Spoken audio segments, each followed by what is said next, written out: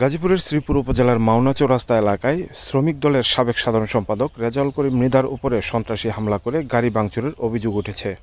গতকাল বিকেলে মাওনা চৌরাস্তার শামীম চক্ষু হাসপাতালের সামনে এমন ঘটনা ঘটে। এ বিষয়ে ভুক্তভোগী রেজাউল মৃধা জানান, গতকাল বিকেলে মাওনা চৌরাস্তা এলাকায় একদল সন্ত্রাসী আমাকে প্রাণে মেরে ফেলার উদ্দেশ্যে আমার উপর হামলা করে আমার গাড়ি ভাঙচুর করে। পরে ওখান থেকে স্থানীয় লোকজন আমাকে উদ্ধার করে শ্রীপুর উপজেলা স্বাস্থ্য কমপ্লেক্সে ভর্তি করে। মাওনা থেকে আসার পথে চৌরাস্তার দিকে আসতেছি, শামীম চক্ষু হাসপাতালের সামনে যখন আসি তখন হলো আমার পিছনে তাদেরই হয়তো বা কেউ একটা মোটর সাইকেল দিয়ে আমাকে ধাক্কা দেয়। দেওয়ার পরে আমাকে বলে গাড়ি টান দি।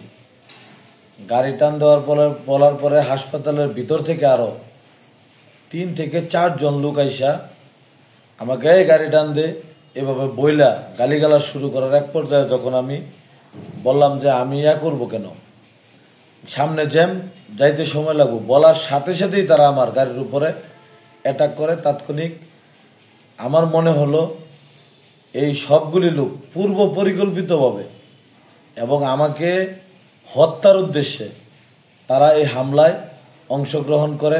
এর মধ্যে আমার গাড়ি থাকাকালীন এভাবে আমার গাড়িতে হামলা করে গাড়ি ভাঙচুর করে আমাকে মারার জন্য তারা লাঠি সুটা নিয়ে গাড়ির ভিতর থেকে আমাকে নামানোর জন্য সর্বোচ্চ চেষ্টা করেছে।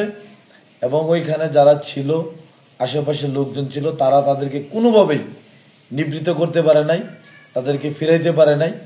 তারা যতটা একটা মানুষকে হত্যার জন্য যতটা অ্যাটাক করা লাগে তারা সম্পূর্ণটাই করছে। আমি গাড়ি থেকে নামি নাই। এই বিষয়টা তদন্ত করে দেখেন। আমার গাড়িতে বসা অবস্থায় গাড়ির গ্লাস ভেঙে গাড়ির ভিতরে আমাকে এমনভাবে জখম করছে, আমার মাথায়, আমার হাতে, বিভিন্ন জায়গায় গ্লাসের টুকরা ঢুকাইয়া দিছে।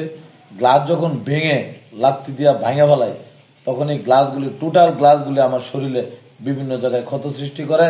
গ্লাস ভাঙার পরে তারা আমাকে ভিতরে যত রকম ভাবে টর্চার করা যায় টোটাল টর্চার তারা করেছে।